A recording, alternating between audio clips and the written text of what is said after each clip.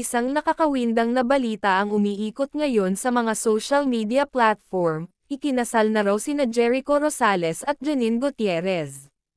Maraming netizens ang hindi makapaniwala at tila nagulantang sa biglaang balitang ito.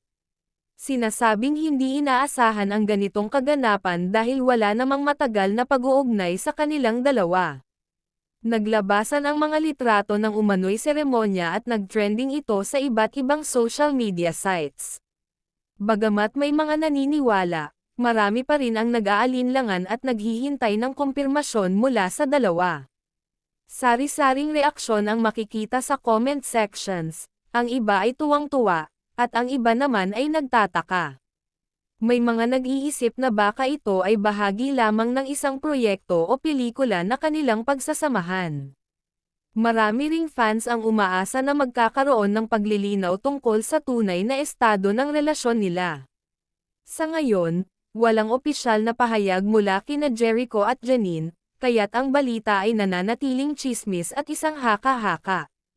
Ang mga netizens ay patuloy na nag-aabang sa kanilang social media accounts para sa posibleng kumpirmasyon o pagtanggi sa viral na balita.